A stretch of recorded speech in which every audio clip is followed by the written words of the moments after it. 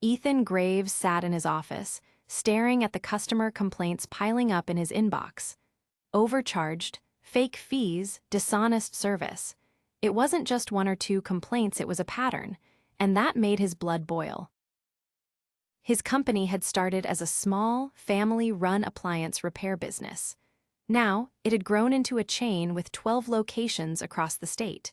But somewhere along the way, something had gone wrong. Customers were being scammed, and no matter how many meetings he held, the reports kept coming. "I want to know what's really happening," Ethan muttered, "not just what my managers tell me." That's when he made the decision. He would go undercover. With the help of a trusted friend, Ethan transformed. His neatly styled hair was now messy and slightly graying. He grew out a short beard, changed his usual tailored suits for a worn-out company uniform, and even added a pair of thick glasses. No one in the stores had ever met him in person. He mostly handled corporate affairs. To them, he would just be another new hire.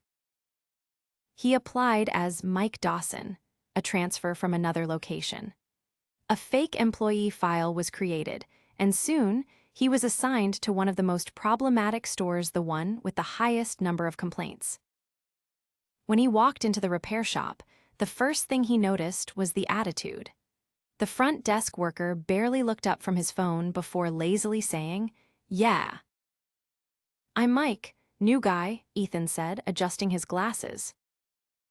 The worker, a young man with an annoyed expression, just motioned toward the back.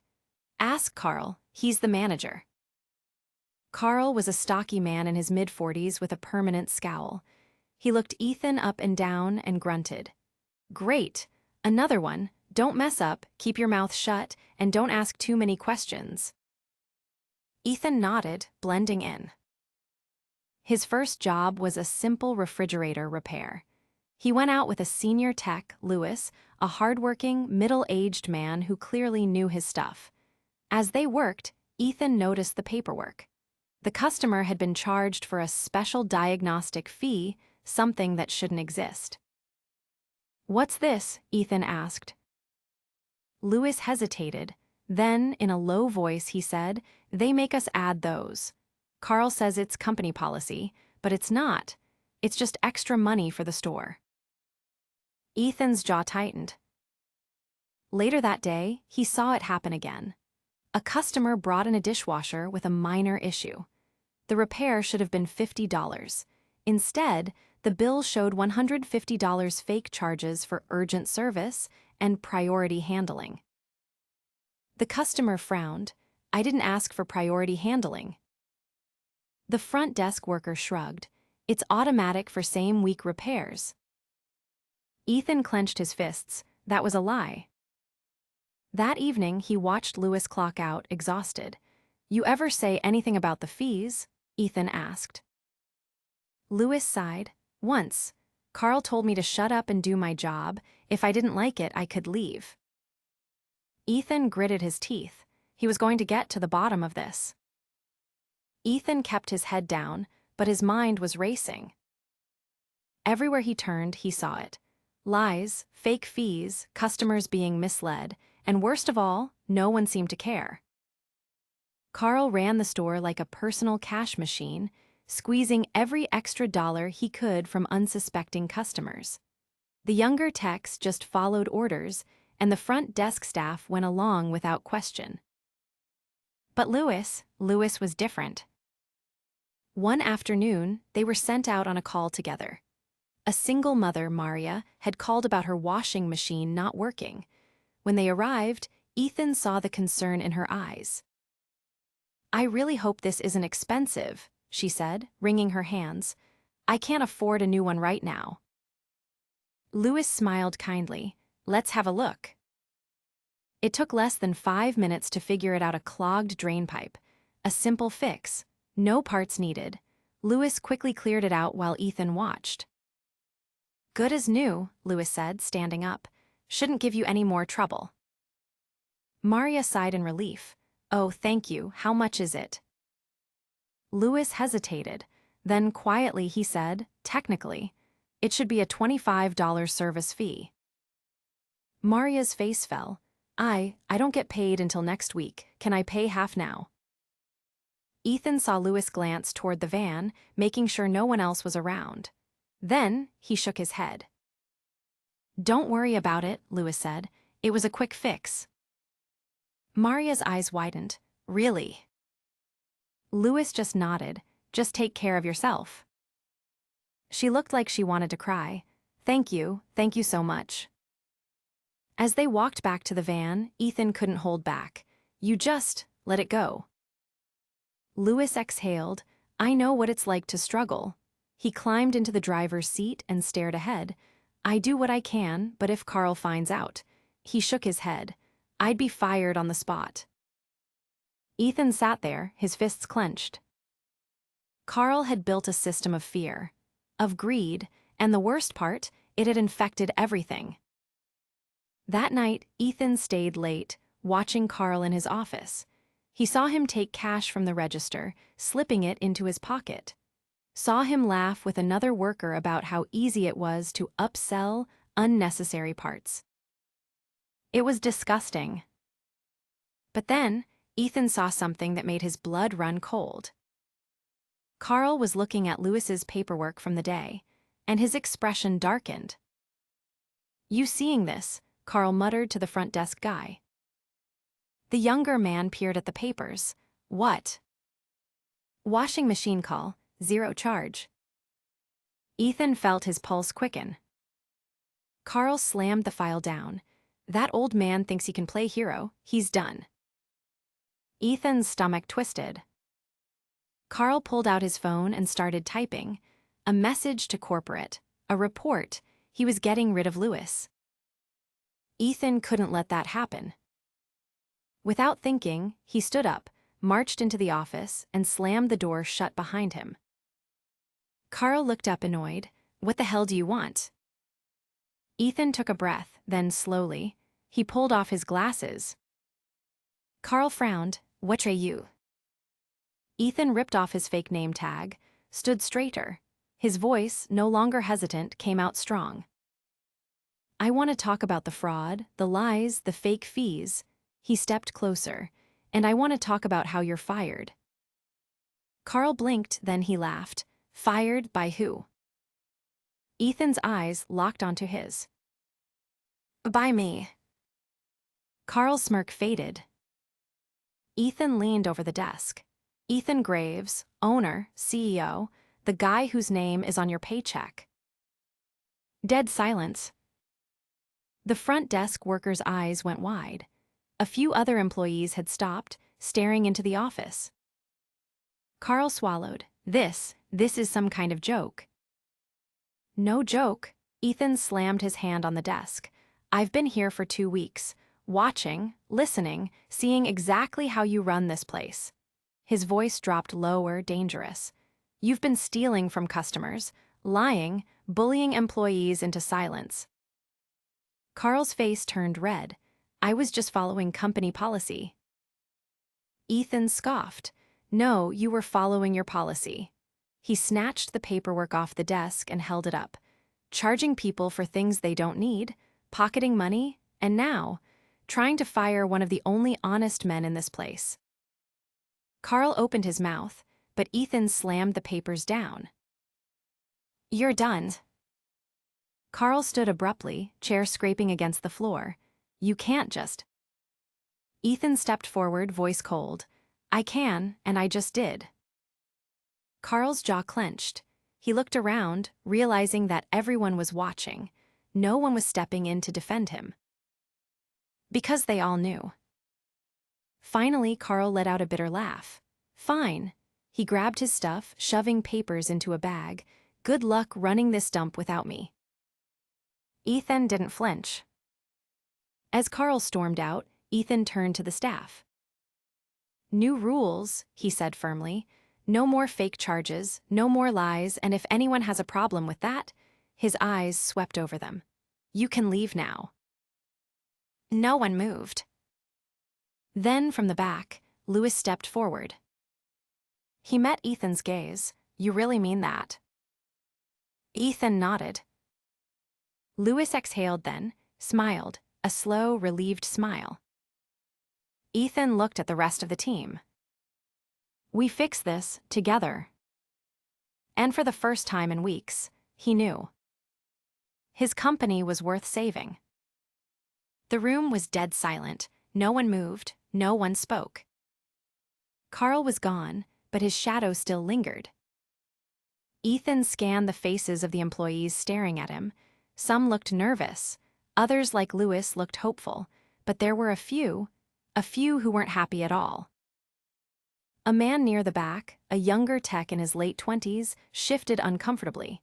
His arms were crossed, his jaw tight. So that's it, he muttered. You just fire Carl and everything's fine. Ethan's gaze snapped to him. What's your name? The man hesitated. Derek. Ethan nodded slowly. Derek, do you have something to say? Derek exhaled sharply. Yeah. He took a step forward. Carl was a piece of work, sure, but you think he was the only one? You think we just did what he said because we liked it? Ethan frowned. Explain. Derek let out a bitter laugh. This company, your company, it's been like this for years. We're under pressure. Every store, every location. Get the numbers up. Get the profits up. Find ways to increase revenue. You don't think Carl got that from somewhere? Ethan's stomach twisted. Derek went on, voice rising. You think we like overcharging people? Lying to their faces? No, but if we don't hit quotas, we get written up. If we don't maximize service fees, we get cut. You think Carl was the problem? He was just doing what he thought he had to do. Silence. Ethan felt a slow, creeping anger building in his chest. Not at Derek, not even at Carl anymore. At himself. Because Derek wasn't wrong. Ethan had built this company from the ground up. In the early days, it was simple, honest repairs, fair prices, good service. That's how they'd grown. But as they expanded, things changed. More stores, more managers, more pressure. And somehow, without realizing it, he had let his company turn into this. He took a deep breath. You're right. The word surprised even him. Derek blinked. What? Ethan nodded, slower this time. You're right. Carl didn't just wake up one day and decide to run things this way. He thought he was doing what was expected. Derek's arms slowly uncrossed. Ethan turned, looking at the others. But that ends today. His voice was firm. No more fake fees, no more upselling things people don't need, no more dishonesty. Lewis was watching him closely. Ethan continued. I don't care about quotas. I don't care about maximizing revenue at the cost of our reputation. What I care about, what I will always care about, is doing the right thing. A murmur went through the crowd. Derek shifted on his feet. And if corporate doesn't like that? Ethan's jaw tightened. I am corporate. More silence. Then slowly, Lewis smiled. And one by one, the tension in the room started to break. Derek exhaled through his nose. All right. He looked around, then back at Ethan. If you're serious, I guess we'll see. Ethan met his eyes. Yeah, we will. The next morning, Ethan was back. Officially. No disguise, no fake name, just him. And the first thing he did. He pulled up every single invoice from the last 6 months. Every fake charge, every unnecessary fee, every dishonest upsell. It was worse than he thought. Thousands of dollars, maybe more. Money taken from people who trusted them. He clenched his fists. Enough. By noon, he had a plan. He called a staff meeting. The employees gathered in the break room, murmuring amongst themselves. Ethan stood at the front, arms crossed, waiting. When the room settled, he spoke. We're making things right. A few confused glances. Ethan held up a stack of papers. These are the customers we overcharged, the ones we scammed. His voice was sharp. We're refunding every single one of them. A ripple of shock went through the room. Derek looked skeptical. You're serious? Ethan nodded, dead serious. A younger tech raised a hand. What if corporate? Doesn't matter, Ethan cut him off. I built this company on trust, and I let that trust break. That's on me, but I will not let it continue. Lewis was smiling now. Derek rubbed the back of his neck. That's a lot of money. Ethan exhaled. Yeah, it is. He scanned the room, but it's the right thing to do. A silence. Then, from the back, Lewis nodded. I'm in. And just like that, one by one, they agreed.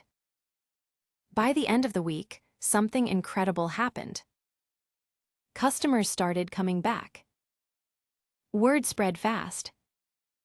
People who had sworn off the store, who had told their families and friends to avoid them, were suddenly talking about how they got calls, refunds, apologies. And trust. Trust started to rebuild. It wasn't easy. Some employees left, the ones who didn't like the new direction. But the ones who stayed, they believed in it. Believed in Ethan. And as Ethan stood in the store one evening, watching Lewis help a customer with an honest smile, he knew. He had almost lost his company. But now he was bringing it back. The right way. Ethan sat in his office at the back of the store, staring at the numbers on his screen. The refunds had cost them thousands, maybe tens of thousands. But something else had happened too. Sales hadn't dropped. They'd gone up. Slowly at first, but then steadily. Customers were returning, and not just for repairs. Some were coming in just to shake hands, to say thank you, to say it means a lot that you made this right. Word had spread.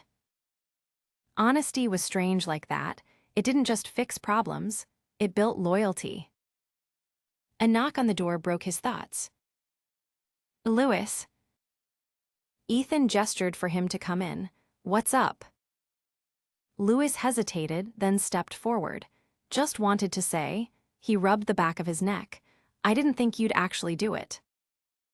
Ethan raised an eyebrow. Do what? All of this.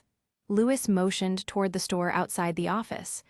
I've worked here a long time, seen a lot of promises, but this is different, he exhaled. It actually means something. Ethan leaned back in his chair. Would meant nothing if you hadn't stuck around. Lewis chuckled. I thought about leaving, plenty of times. He smiled slightly, but I guess I wanted to believe. Ethan nodded slowly. A pause. Then Lewis cleared his throat. So, what's next? Ethan smirked. Next. Lewis shrugged. You fixed this store, but there's 11 more out there. Ethan's smirk faded. He knew Lewis was right. This was just one location, one problem. But if Carl had been running things this way, how many other managers had followed suit? How deep did the damage go? Ethan exhaled. Guess I need to find out. Lewis grinned. Guess you do. The next week, Ethan was back on the road. One by one, he visited the other stores. Some were fine, some were even thriving.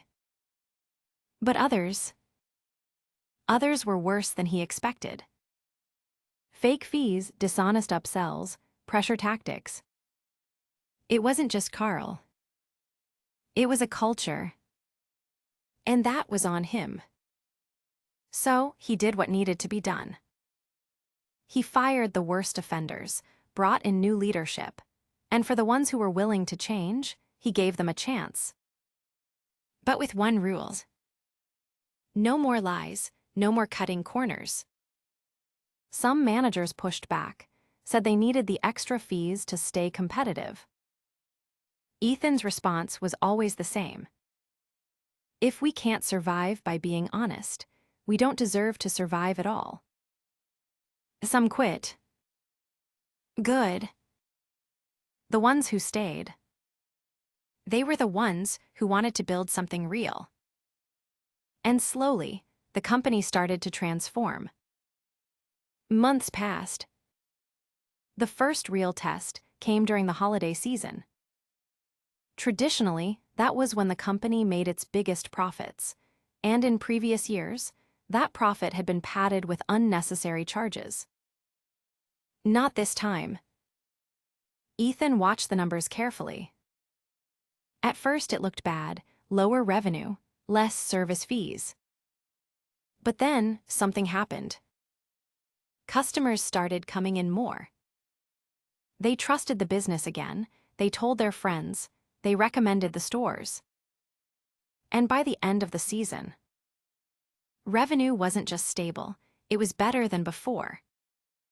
Not because they tricked people, but because they earned their business. Ethan sat in his office late one night, staring at the final report. He smiled. They had done it. The right way. A knock at the door. Louis, again. Ethan smirked. You always knocking on my door. Louis chuckled. You keep surprising me. Figured I'd check if you're actually human. Ethan laughed. Jury's still out. Louis stepped inside. You know, I was talking to some of the guys, the new hires, the ones who came in after all this. Ethan raised an eyebrow. Yeah. They don't even know what it used to be like, Louis said. They just know this place as what it is now, honest, fair, a good place to work. He smiled. That's how I know it worked. Ethan leaned back, taking that in. A year ago, this company was on the edge of losing everything. Now, it was something to be proud of again. He looked at Louis. You ever think about management? Louis blinked. Me. Ethan nodded. You're the reason I saw what was wrong. You stuck around when things got tough, and people trust you. He smiled. I trust you. Louis hesitated, then smiled. Guess I could think about it. Ethan grinned. Good. He leaned back in his chair, exhaling. It wasn't easy. It never would be. But for the first time in a long time, he felt like he was exactly where he was supposed to be.